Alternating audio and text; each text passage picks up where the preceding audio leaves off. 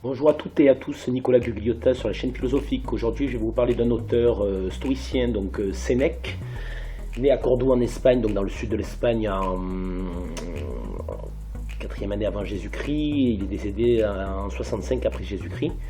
Donc c'était un penseur en politique romain.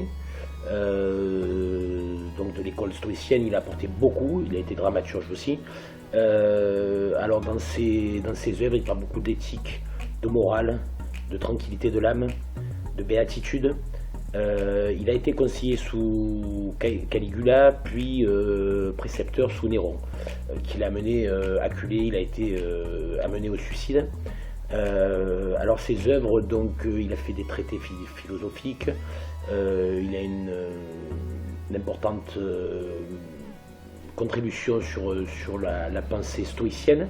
Donc nous avons de la vie heureuse suivie de la tranquillité de l'âme. Donc ça se lit assez facilement, c'est très agréable, c'est vraiment la pensée stoïcienne qui se lit un peu comme Marc Aurèle, Épictète, ce sont des auteurs assez accessibles. Et vous avez Lettres à Lucilius, donc Lucilius était son élève, il y a 29 lettres. Et là il dit que en préambule, c'est une grande partie de la vie s'écoule à mal faire, la plus grande à ne rien faire et la vie tout entière à faire autre chose. Voilà. Et pour citer d'autres citations que j'ai notées donc de Sénèque, il disait donc dans la vie heureuse et la tranquillité de l'âme, il disait que hâte-toi de bien vivre et songe que chaque jour est à lui seul une vie. Après, il disait que la vie est une pièce de théâtre. Ce qui compte, ce n'est pas qu'elle dure longtemps, mais qu'elle soit bien jouée. Et pendant que nous sommes parmi les hommes, pratiquons l'humanité. Peut-être un précurseur de l'humanisme de la Renaissance italienne. Et puis, il a dit que les douleurs légères s'expriment et les grandes douleurs sont muettes. Donc à méditer sur ces préceptes, sur ces maximes, sur ces citations. Voilà, c'est un philosophe que j'ai beaucoup apprécié. Et dans Lettres, comme je vous remontre à Lucilius, donc il parle d'épicurisme aussi.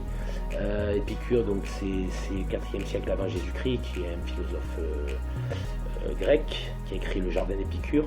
Et on va dire qu'il fait à la fois la promotion de l'épicurisme, mais il essaie de diriger son élève Lucilius, parce que Lucilius il est épicurien, on va dire dans l'âme, c'est un élève, et il essaie de le diriger vers le stoïcisme, donc une forme d'enrôlement, mais avec une dialectique, une rhétorique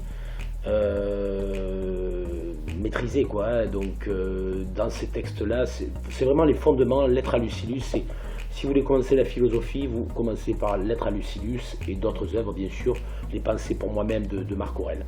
Voilà, je vous remercie, et peut-être notre auteur stoïcien, ou alors le stoïcisme en tant que courant de pensée, ou comme j'avais dit sur une précédente vidéo, l'existentialisme. Il y a beaucoup de thèmes à aborder en philosophie, c'est ça qui est intéressant, c'est une science intarissable. Voilà, je vous souhaite une excellente journée et je vous dis à très bientôt. C'était Nicolas, au revoir, bye bye.